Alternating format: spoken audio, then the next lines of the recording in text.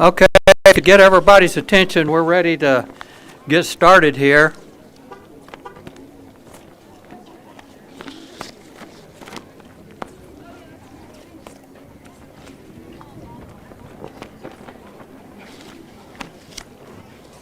Would like for you to join me, first of all, in the Pledge of Allegiance to our flag. I pledge allegiance to the flag of the United States of America and to the republic for which it stands, one nation, under God, indivisible, with liberty and justice for all.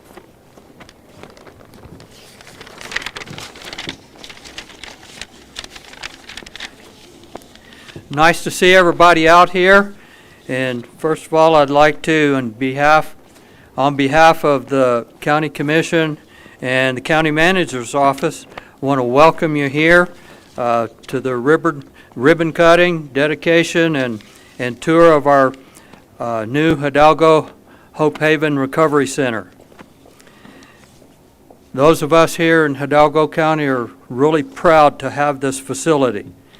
And a lot of people have worked really hard to make it a reality.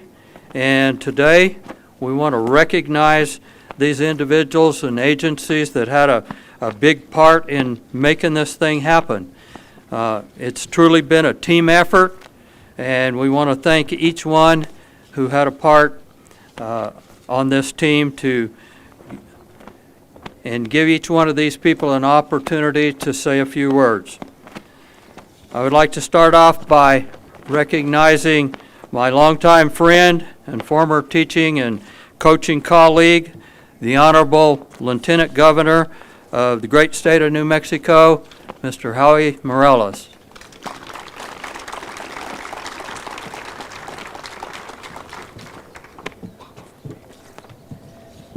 Good afternoon. It's so good to be here. Wonderful turnout. You know, we were just in special session up in Santa Fe, and it was nice to get that work done and getting back to our home communities, because I do feel that this is home to me. When you look and see what Hidalgo County, what the whole region here has meant to every one of us coming from rural parts of the state, we stick together. And so this is an opportunity that really showcases that and really celebrates this opportunity. It's also nice to be here at this facility where I was asked and welcome to come in and not told to, you have to leave, as happened in the past, but nonetheless, it's been a great opportunity there. I want to say, when you look and see the possibilities that today brings, and seeing the work that's been done, I want to give acknowledgement and pay special tribute to all of our workers who have been essential. Those individuals who have been working nonstop, even through the 24 months of a pandemic.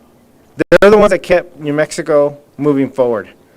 Many of you who are here who didn't have the opportunity to work remotely or to do so from home because you're providing those services. If we can please give a round of applause and thanks of gratitude to each of those workers who are here with us today.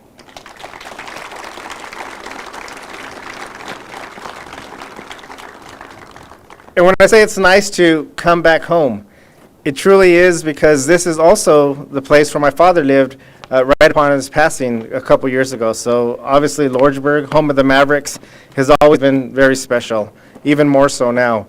And when I look to see what we're celebrating today and seeing the work that's been done, a collaborative effort, there's a lot that can be learned in Santa Fe, and there's a lot that can be learned in Washington by having that collaborative effort to work together for a common good. And I joked about my last visit here to the Haven and the discussions that we had when the nursing home was abruptly closed down. And when there wasn't really an option of what we were going to do going forward, there was something that really stood out even more so above that. It was hope. It was faith that was surrounded through love. And when that was being done, when we were told that this facility would need to be condemned, that the foundation wasn't able to be worked on to move forward. And the reality of it, because there was that hope and that faith centered around love, today we have a grand opening. So I want to thank Tisha for your continual work of bringing everyone together with the commissioners, with the county, with the city, with RMC, with the state now, as we have a one-stop shop for service And that's ultimately what we should do. Whether it's working with HMS, Department of Health, WIC, SPIN, Income Support Division, or providing much needed services, this truly becomes a home, a community home that we can all be proud of. Shisha, congratulations. Thank you for the vision and your continued perseverance.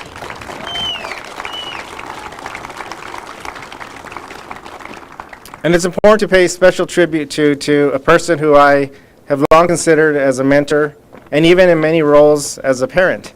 Coming into the Senate many years ago, not knowing very much of how the process worked, I had an opportunity to learn from one of the best.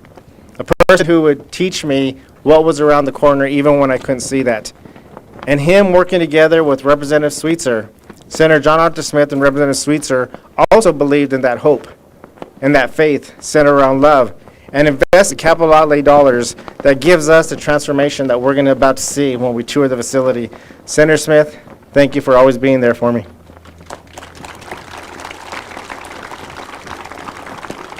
And I'd be remiss not to mention your state senator now, a person who works extremely well to advocate for rural New Mexico, to ensure that we get all the resources that we're entitled to and that we should get.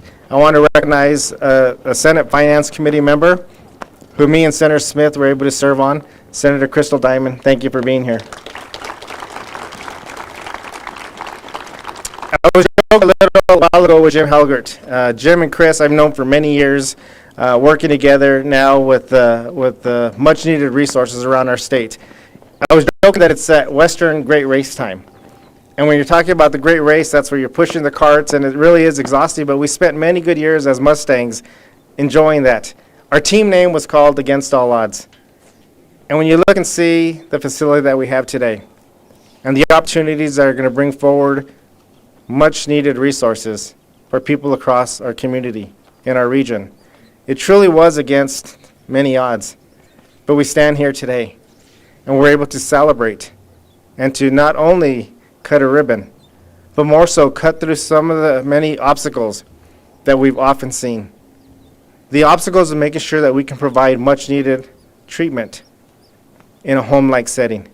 And to allow the opportunities, whether you're coming in to get WIC services, whether you're needing services from Income Support Division, whether it's through SPIN or through CMS, families can come here and see that their tax dollars are being utilized for the benefit of them.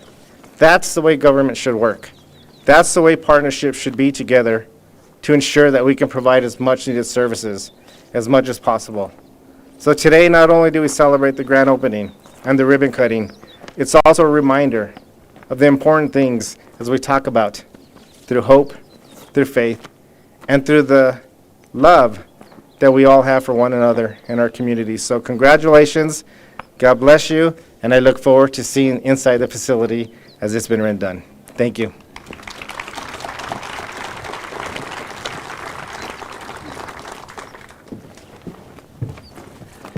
Next on the program is our longtime friend and former state senator for our district, Mr. John Arthur Smith.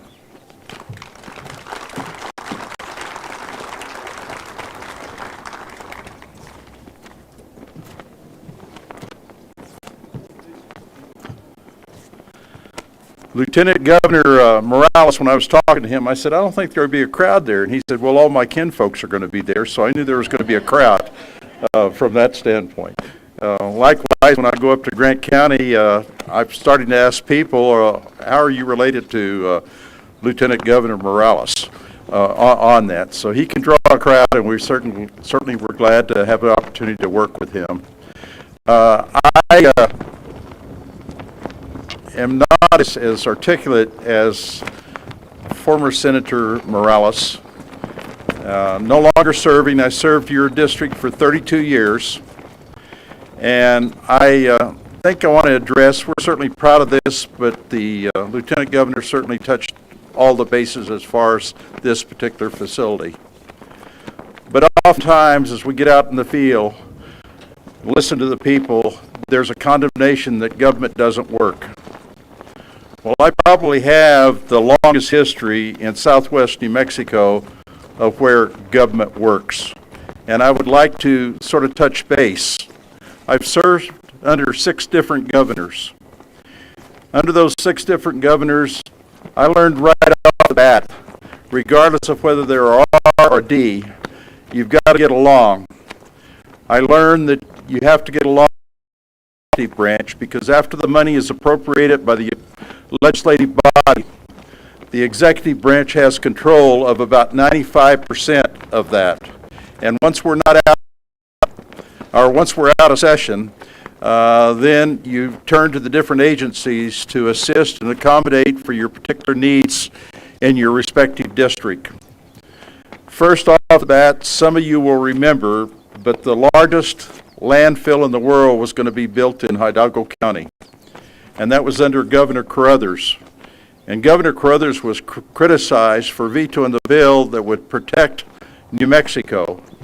And quite frankly, the condemnation was pretty heavy, and I asked Governor Carruthers, him being an R and I was a D, to come with me to Hidalgo County.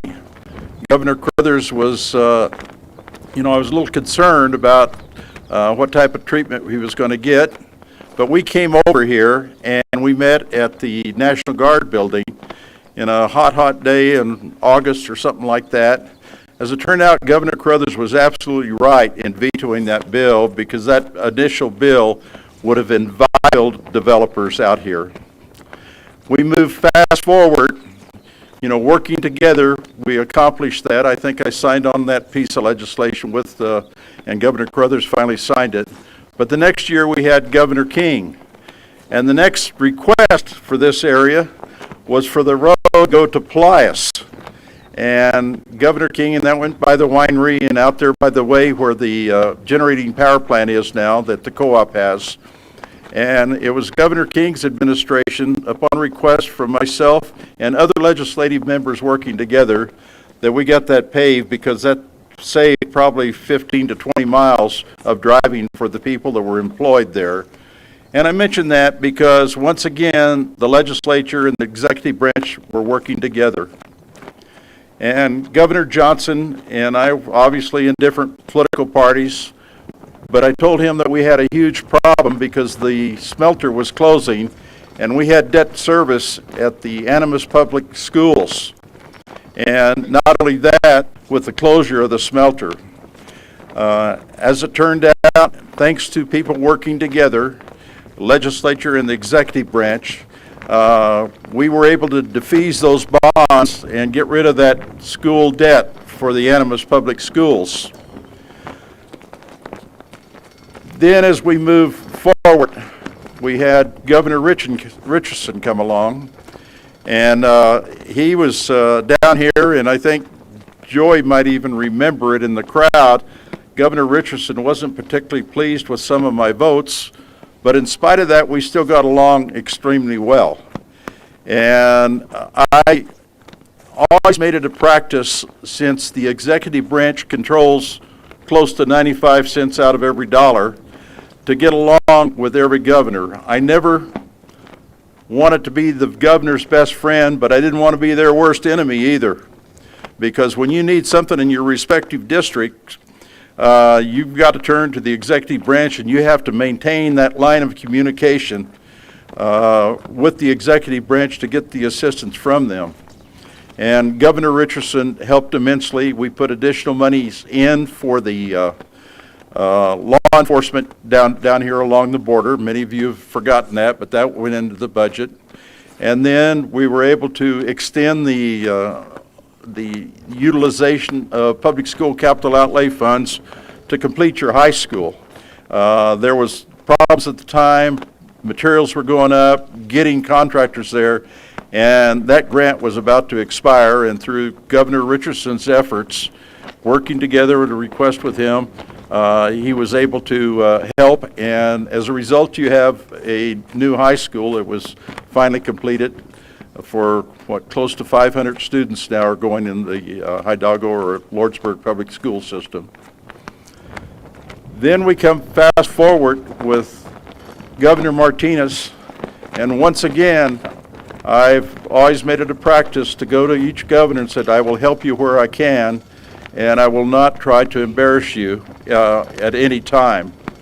And with Governor Martinez, we got hit with the migrant issues early on, and I had put into the budget money where Hidalgo County, Luna County, and Doña Ana County were not going to be out any money for taking care of the migrant issues. And that first started under Governor Martinez. Governor Martinez signed off on that, and we were able to get that help. Finally, we come along to Governor Michelle Lujan Grisham on that, and she followed up on the money for the migrants from that standpoint, and held that money in place for us on that. And about that time, we got the word that the nursing home was going to be closed, and we had to find another use for the facility right here. And the governor sent staff down here, and we'd requested it, and we met with staff, not just myself, but most of your elected officials, and came up with an option to work through there. And the governor sent a marvelous secretary down here that many people talk about bureaucrats, but this lady worked her back end off. Secretary Kukel was very responsible for sustaining the course on this one, and I think through the efforts of the governor and her staff, working with the legislative members, we were able to derive additional capital outlay to help acquire and do some improvement to this facility. My point being is that when we leave here, two things are going to happen. Number one, you're going to say John Arthur Smith spoke too long. And number two, I want you to know that working together, contrary to what's going on in Washington, that we can accomplish a lot as long as we work together. When I first entered the New Mexico State Senate in 1989, I'd never been in a more tougher environment in all my life. There were two leaders there at that time by the name of Senator Les Houston and Senator Manny Aragon. And I was on that Senate floor for 1 week, and I was saying to myself, what do you mean I won that election? I was the loser there. I mean, I was going through sheer hell, quite frankly, with what was going on. And the partisanship was so phenomenal. And I will never forget, Manny Aragon tried to get me to vote a certain way, and I said, I will vote my way. I'm not going to walk the line of any party. And I think from that date forward that my reputation was that I tried to be as fair as you know how to both sides, because I represent both sides, and I represent this area. And I certainly appreciated that. Joy remembers when Governor Richardson labeled me as Dr. No. And the threat of not taking home any capital outlay, money that might have been used for a facility similar to this, I told him at the time, I'd rather go home with nothing than to have sold out. And Governor Richardson never cut our capital outlay from that standpoint on that. So I take great pride, and I want to give this community an awful lot of credit for allowing me to do that for 32 years. And I don't think there's another senator on the Senate side that had reflected independence from the executive branch, but still maintained a line of communication with the executive branch, because I knew darn well that you had to have the executive branch and their staff to accomplish legitimate needs in our respective districts.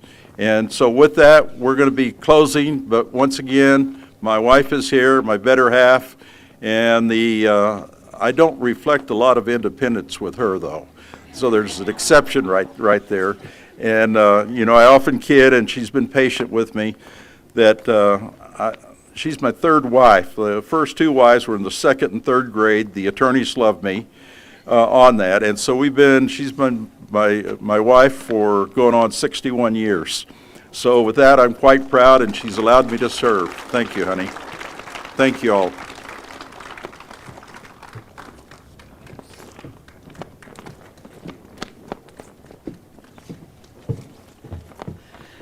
Next, we'd like to recognize a lady who played a huge part in this facility becoming a reality, and that's the former Secretary for Health in the Cabinet, and that would be Ms. Kathy Kunkel.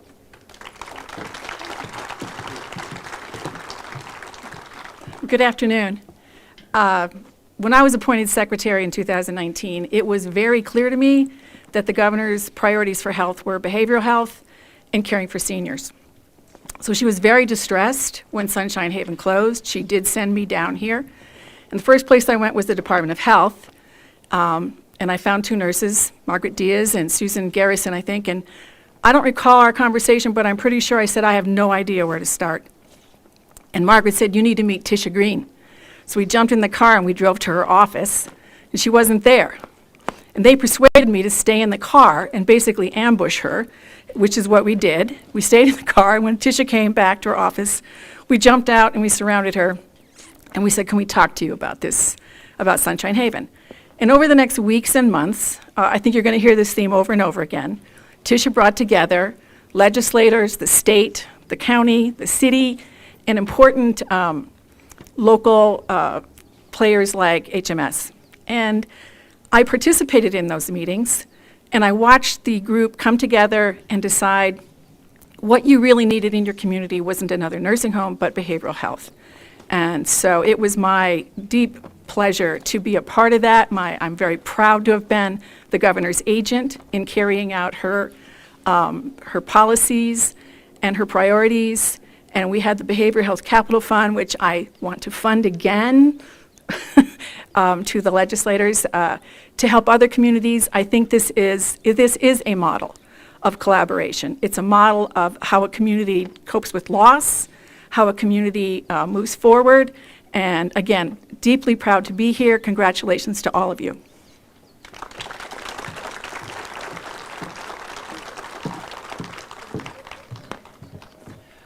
Next, would Mr. Daniel Otero please come forward? Daniel is the CEO for Hidalgo Medical Services. Good afternoon, everyone. I think there's a competition who can give the longest speech, so I'm not going to go that route. I'm going to go the opposite direction. I will be very brief. I do want to say thank you for the opportunity to be invited to those early meetings, because the ultimate goal for all of us is to ensure that we do the best we can for the communities we serve. HMS was established as a federally qualified health center in 1995, and at the end of the day, all that matters is that we take care of our patients, no matter what that looks like. And it's incredible to watch the people around the parking lot right now, and our legislators and Lieutenant Governor and everybody coming together. And HMS will continue to do whatever's possible to support the Haven, do whatever's possible to support RMC, and Jim and your team. I'm really proud of what you all have done. And although we played a small part of it, we're extremely proud, and we want to continue to offer that support. So thank you all once again, and thanks for the invite to say a couple words. Tisha, you did awesome.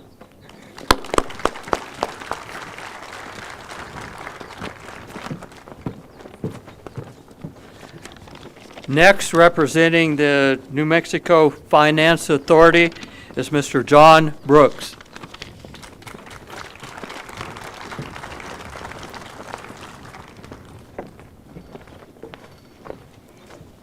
Good afternoon.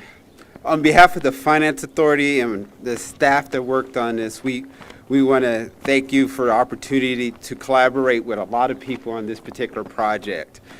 The collaboration started with this strange email I got from Secretary Kunkel and Tisha Green about a closing of a facility here in Lordsburg, and they said, "Can you help?" And we at the Finance Authority, we think we can help with every situation, but this particular time I was like, I don't know. And so I replied back, and Tisha called immediately after that, and we started on an application that went into Thanksgiving, and Tisha worked really hard with my staff, Lorraine Valdez and Ryan O'Gean, to get that done. And, talking about collaboration and getting things done, this particular facility used a new legislative process that we enacted in that previous year's legislation to allow counties to apply for loans for a behavioral health care program. And through that change and that collaboration with the legislative body, the governor's office, and also HSD and DOH, we were able to get this project done. One quick story about Tisha's dedication. So in March of 2020, we came down here. I had this cold, and it was allergies, and everybody was standing away from me. And they were concerned that I was patient zero here at Lawrenceburg area, and it was allergies. But we toured the facility. We saw how great of an opportunity the Finance Authority could play in this particular project.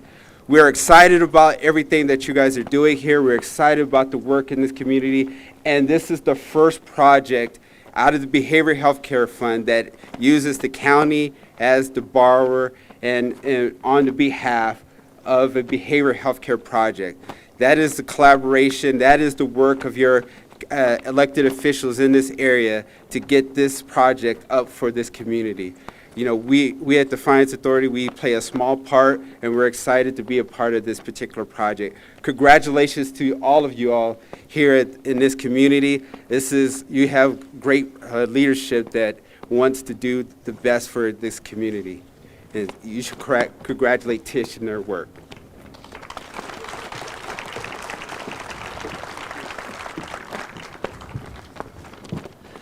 Next up, we have the Department of Health Deputy Secretary, Mrs. Laura Parajon.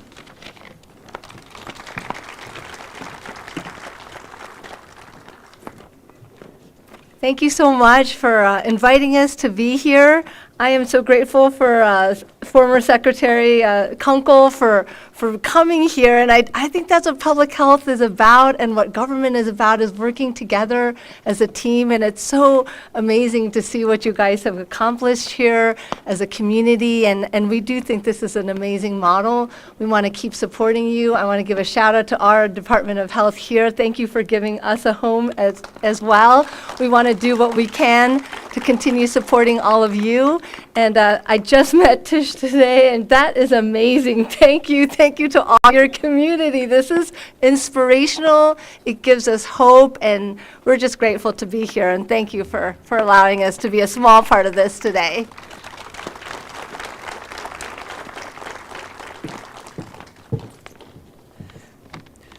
Next, we have the Southwest Region Director of the Department of Health, Mrs. Dawn Sanchez.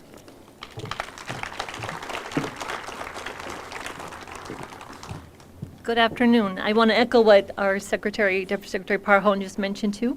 Again, I'm Dawn Sanchez. I'm part of the region. I'm out of Las Cruces, but we cover Hidalgo County. So I just want to start though with extreme gratitude towards Tisha for including us in this opportunity and her vision. It's a beautiful space. It's a space to grow. I just wanted to mention too, is besides our normal public health services here of clinical services, immunizations, harm reduction, we have our WIC program, we have children's medical services, and we also have vital records now in this community. So that's another win for us in this area. So we're really proud of that fact. And also the partnership with Income Support Division here and the Recovery Management, we really have a great one-stop shop. So we're happy to be a part of this vision and look forward to the future with everyone. I as well want to shout out to my staff. We have our WIC staff here, Laura, Debbie, Veronica. We have our CMS staff, Olivia from Deming. We have our clinical staff, Margaret, and Mary Lou, and also Cindy. And then we also have Susan Garrison, who's our CNP, who recently retired after working with us for 25 years. So looking for another CNP. But thank you so much for the opportunity to be here, and we're very happy. This is a great opportunity, and thank you, Tisha and the county.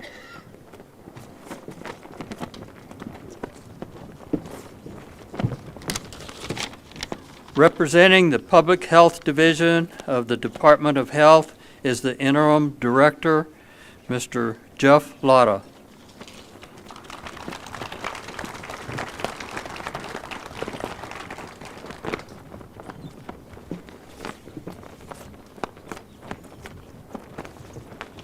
Good afternoon. And as I walked, you're probably thinking, I'm taking up time.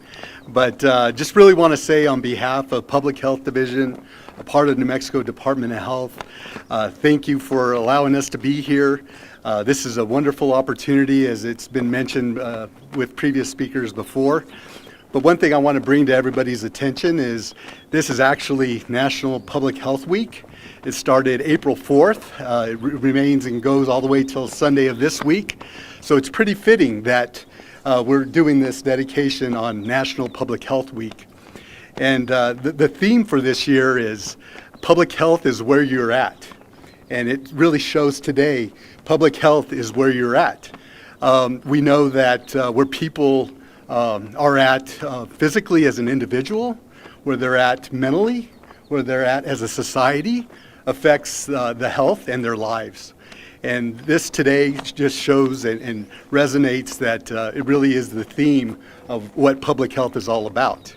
And we know that communities coming together, such as today, to be able to work together and collaborate can affect health outcomes and improve communities. And that's really what we're striving to do. So really want to say thanks once again on behalf of Public Health Division and the New Mexico Department of Health. Thank you.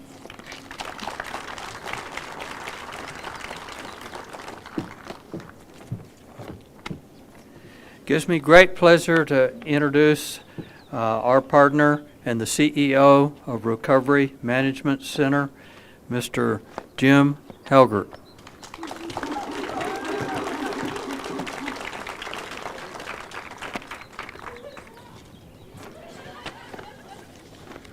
I don't know any of those people. Good afternoon, welcome. What a great turnout, what a beautiful day. I just want to say thank you to each and every one of you for being here.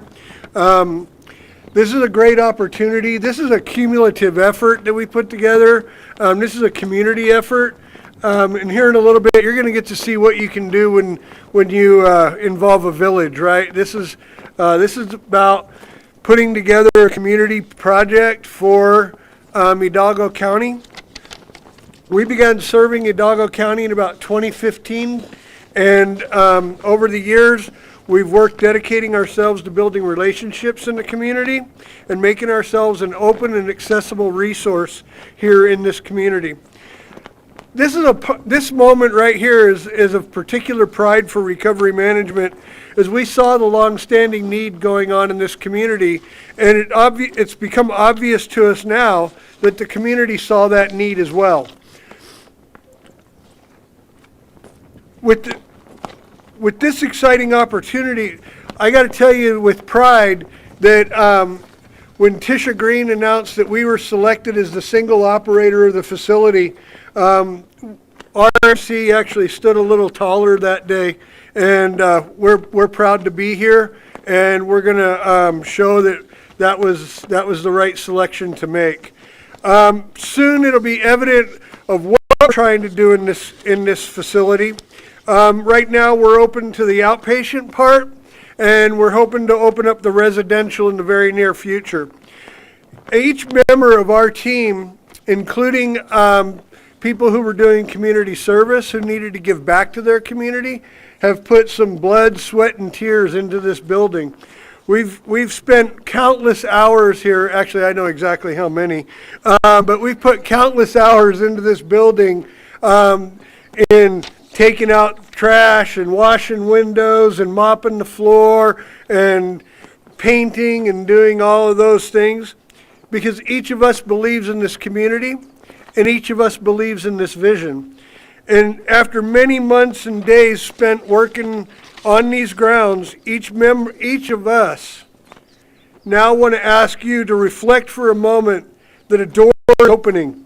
A door is opening to a vision that's collectively shared, and that every member of this community can feel that he or she has a stake in that vision.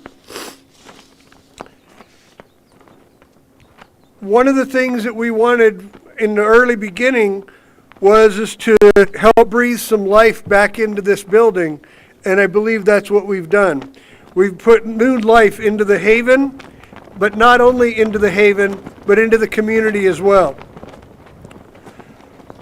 Where once stood was a place that kept families connected, a place that fed people and nourished those in need, a place many people called home. And suddenly, that place had quickly become an abandoned liability.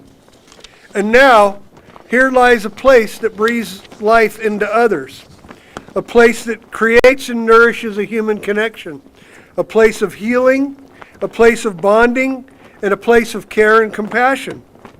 We envision a place that grows a workforce, a place that brings Hidalgo County to the cutting edge of substance abuse treatment delivery, and a place that for the surrounding region is a safe haven for hope.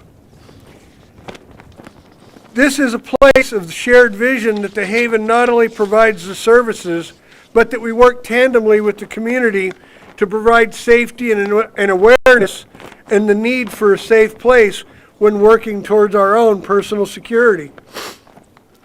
Accessing substance abuse treatment sometimes can be difficult for those who need it. Utilization of hospital emergency rooms is often the person's first contact with a provider. And while that may be a great place to start, they're not sustained for long-term treatment. And our goal here in the Haven is to remove as many barriers to treatment as we possibly can, and to provide quality outpatient and inpatient residential services. We envision a 90 to 180-day residential treatment center, possibly with access to a step-down program, and then reintegrating people back into being productive members of their community.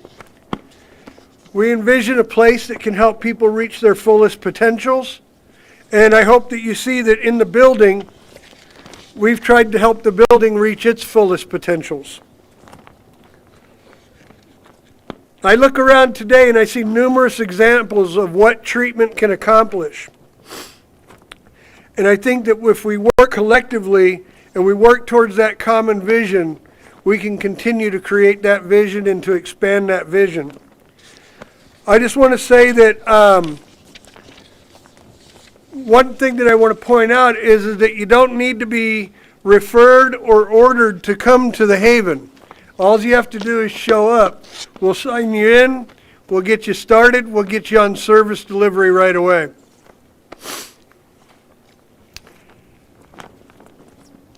Take a moment.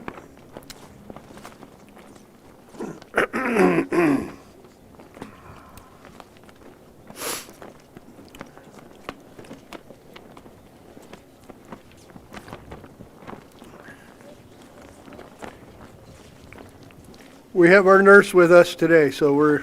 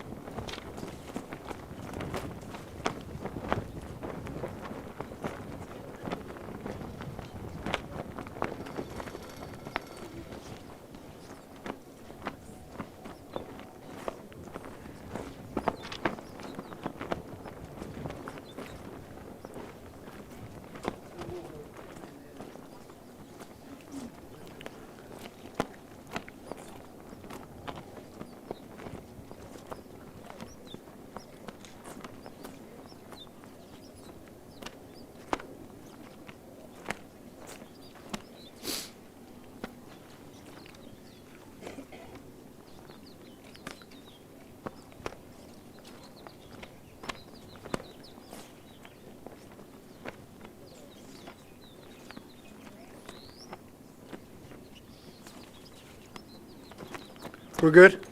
We're okay?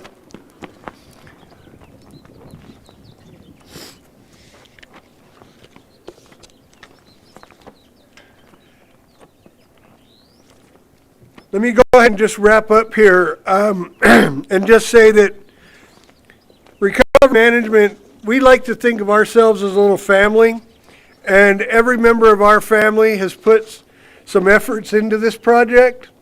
And we're only on the first phase, but I just want to thank the best team and the best family in the world. I want to thank Recovery Management.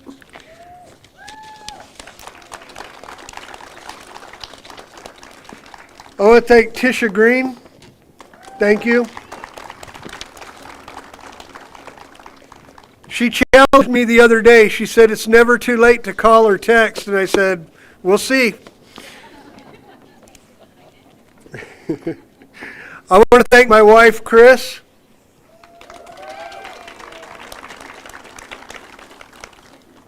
I want to thank my business partner, David Ledbetter.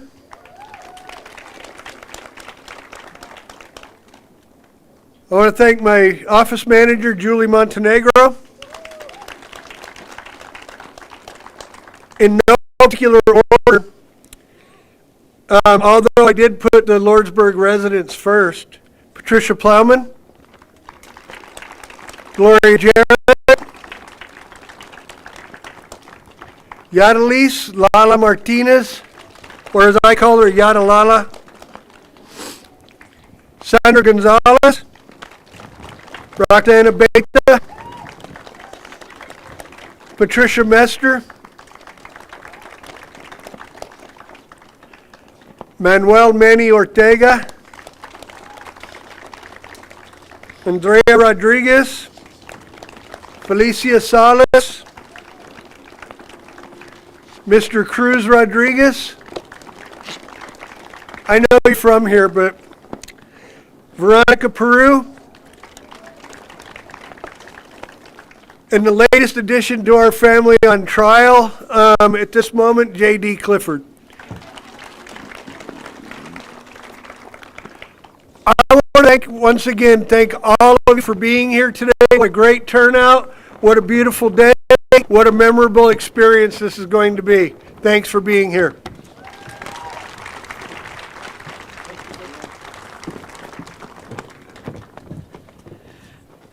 It's a real honor to introduce another real mover and shaker, our present state senator, Miss Crystal Diamond.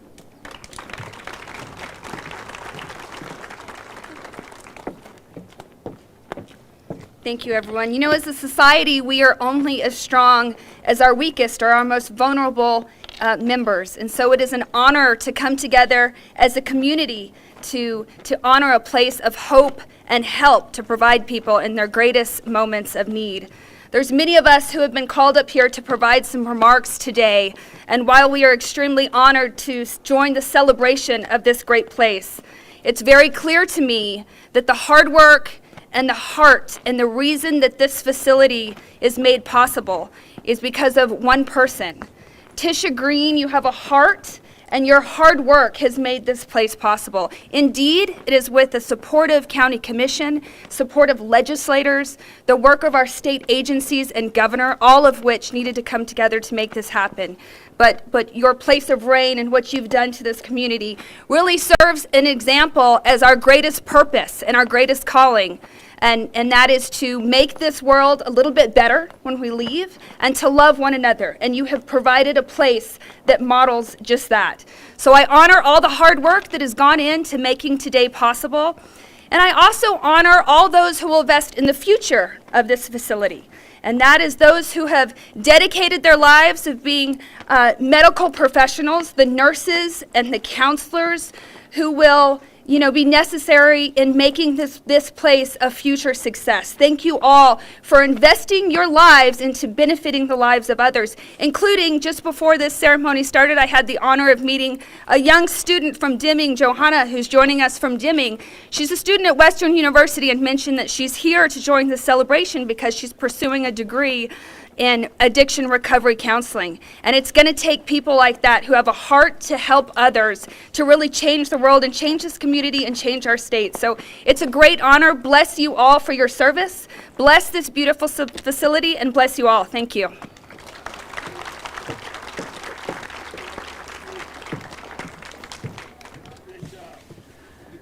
This time I'm privileged to introduce another rock-solid colleague, and that's our State Senator for District 32, Ms. Kenzie Sweetser.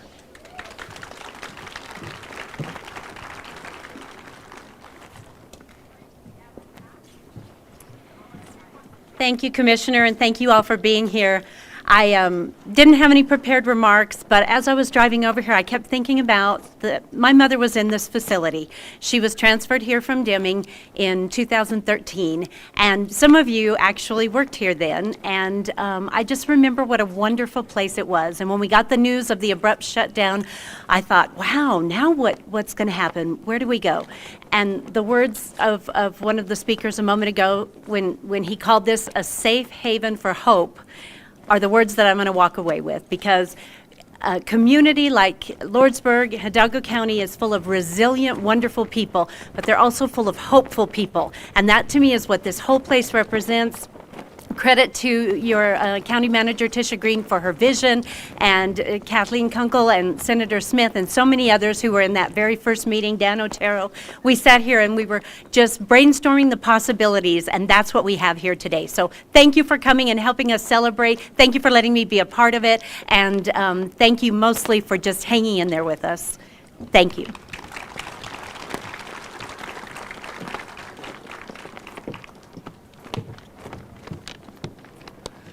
The next person hadn't planned to be on the agenda, but she got placed on there anyway.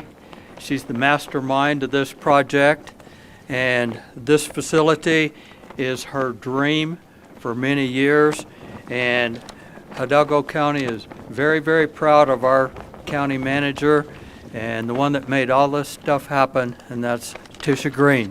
Tisha, would you come up, please?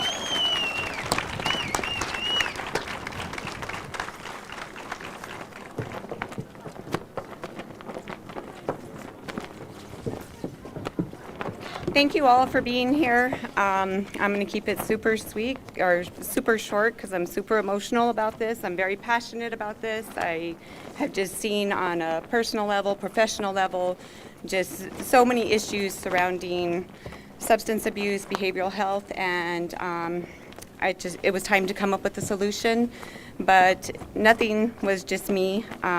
First of all, my governing board, they empowered me to move forward with the purchase of the facility.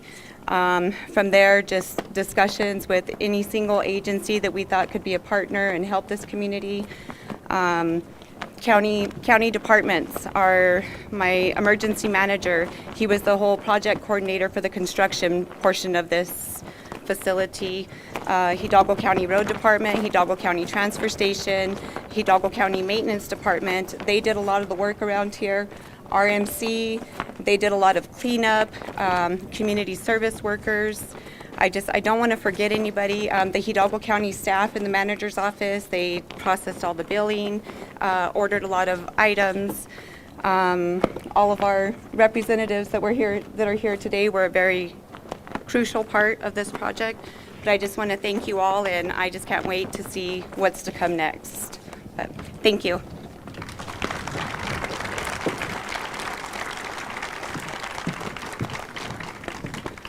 At this time, we'd like to move forward with the official ribbon cutting. So, Christy, you got the big whackers, right?